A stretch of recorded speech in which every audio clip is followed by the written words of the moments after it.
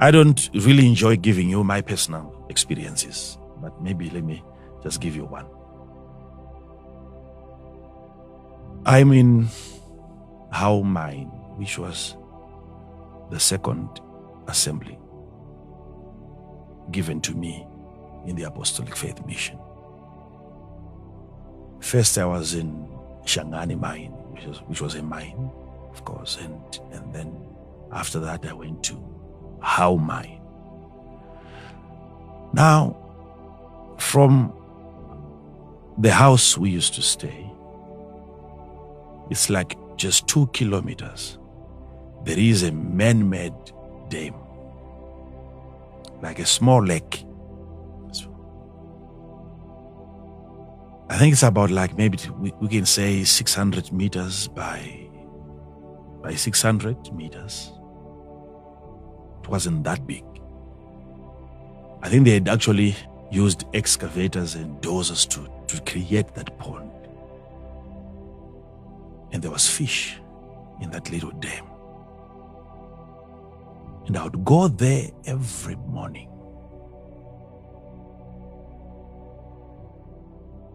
Sometimes I would fish from 8 to 10.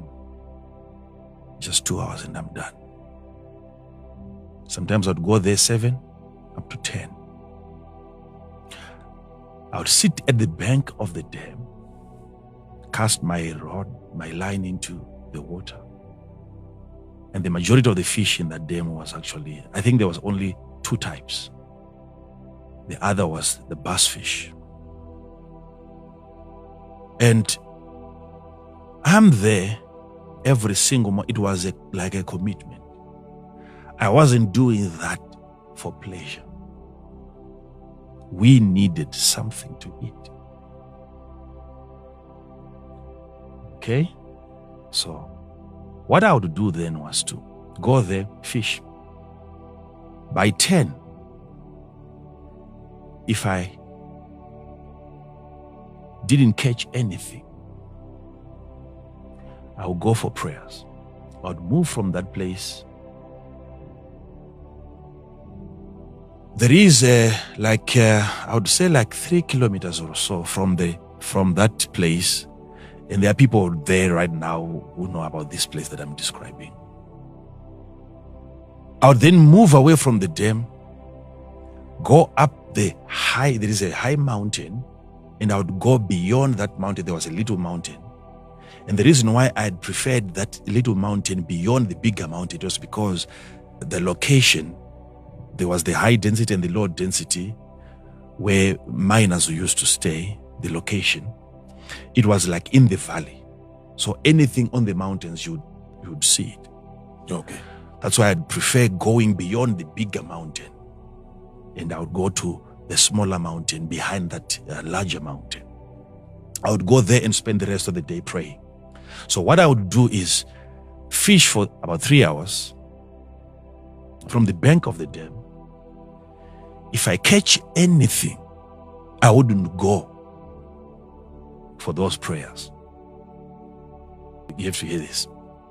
Because then I have fish which needs to be taken back home. Otherwise it rots. You can't spend the whole day in the mountain with food. So if I catch, I go back home. If I don't, then I go for prayers. I want you to follow this. So this day I was fishing from 7. It's almost 10 now. I haven't caught anything, and there wasn't much big fish there because you would have poachers coming in during the night and casting their nets.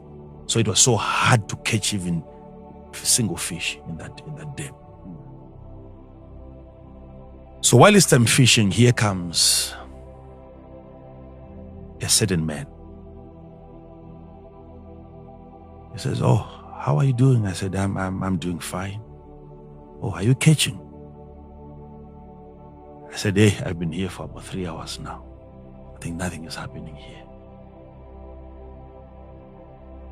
And then that man, what he did was there was like very high grass, like the weeds that you usually find close to the river. Then he stepped on one of the weed, very, very huge like this. And then he stepped on it with his shoes, and then he sat on that. So whilst he was sitting there, we began to talk. And he was asking me about the types of baits that I was using and so on. And after a while, I said, I think my time is up. I need to go. Because it was almost 10 when he arrived. I said, I need to go. I need to go home now. Then he said to me, go home. Why go home? Yet you didn't catch anything. Are you not supposed to go for prayer? Then I looked at him. I said, what did you say?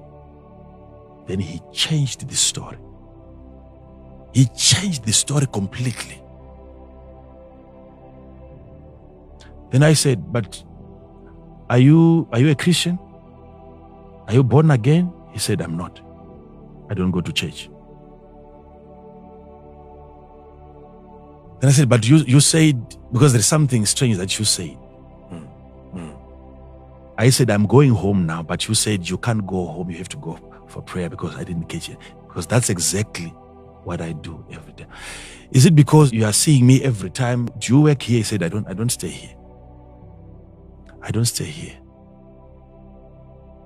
But to me, it was strange. Then I began to think, maybe this person stays somewhere close by. Maybe he would see me leaving this place, going up the mountain, or maybe something like that. Then he then asked me a question that I cannot tell you here. When I was about to answer that question, he picked the exact words from my mouth. The exact words.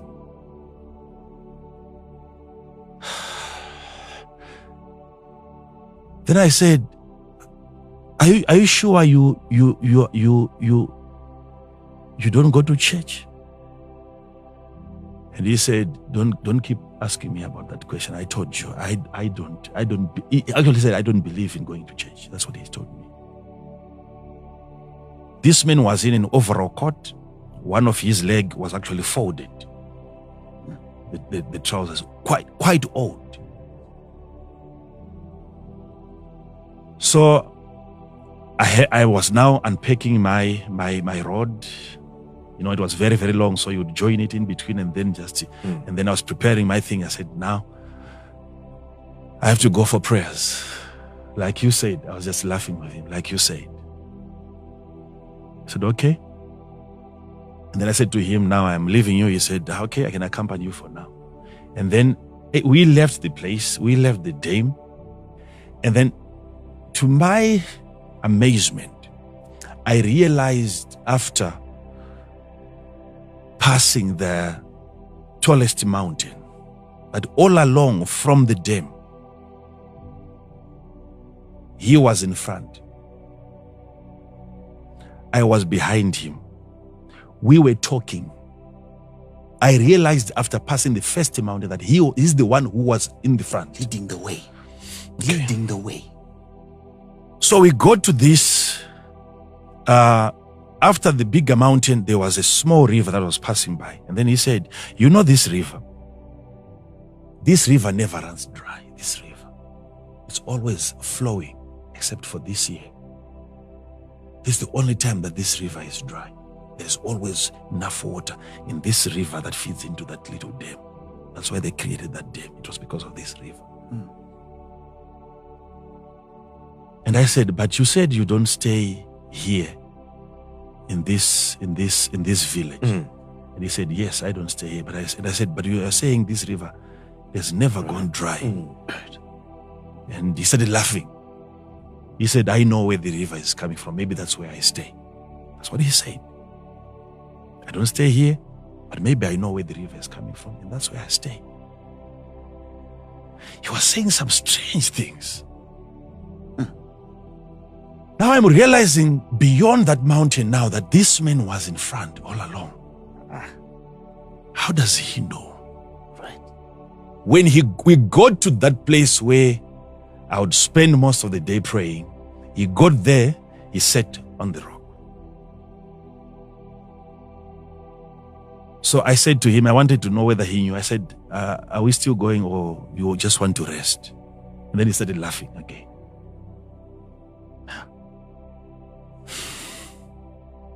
That day, from the time that we arrived, it was still a.m. until around 4. I didn't pray that day. We were talking. We were talking some of the things that I'm seeing happening today were discussed. Now when we were done, he took a stick and he gave me another stick, and then he took his and he said, normally when you're going down the mountain, you need to be using sticks. So when we're coming back now, he said, you can lead the way. So we were coming down that mountain. And I said, but you're going back. You said you don't stay in the village. Where are you going? I asked him that question. And then I repeated the question. I said, you are going back with me. But you said you don't stay here. You see how mine is right, like in the center of a very huge forest.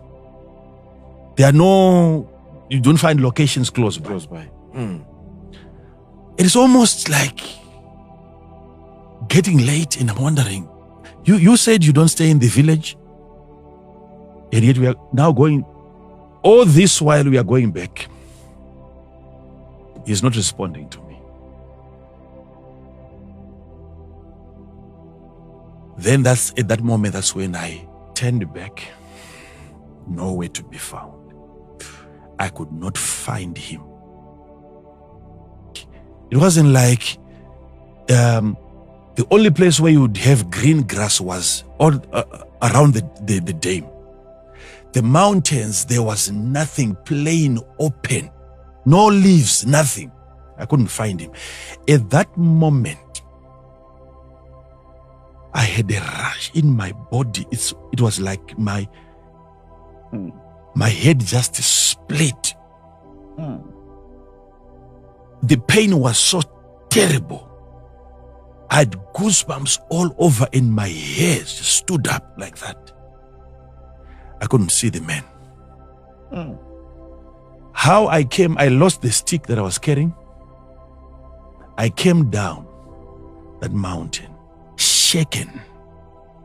It took me days to recover from that experience. But the following day, though I wasn't feeling well, I said, was that a vision? Was that a dream? What was that all about? I had to go back to the dam. I went back to the dam. I had to look for that place where he sat on. The grass was still in that same shape, folded. As a sign somebody really was sitting there. And from that place, imagine, pastors, I followed the footsteps. I had to follow those footsteps to this exact place where we spent the day. I was seeing my foot and his foot. We were together. But then I said, this man, I have to find you. Finding his feet, even mine, coming down that mountain, I couldn't. Because I wanted to know, how did he just disappear? So I could see his foot going, but coming back, nothing. I didn't find anything. Then I knew this was a certain man. The following day, though I wasn't feeling well, I said, let me go back and fish. If I tell you how many types of fish that I caught in that little dam, you won't even believe it. You won't even believe it. Types of fish that they've never found in that dam. 2 days after that experience, I went back to fish. Though my body was so weak. They are masters, these people, when it comes to disguising themselves. They are bodies. People that appear to be physical on the earth today. who are there to govern territories.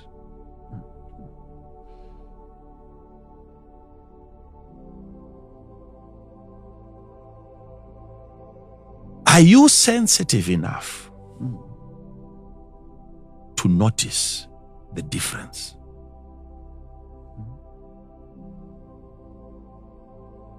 The Bible tells us that you should always entertain strangers. For some entertained angels unawares. Whoever taught us that angels have wings wanted us to miss them when they appear. You are now discerning angels by their physical appearance. If you go by discerning the spirits of individuals, you will understand there are people present today who may seem to be like your next door. They come here on earth, they build houses. They can stay together as human beings, and yet both of them are not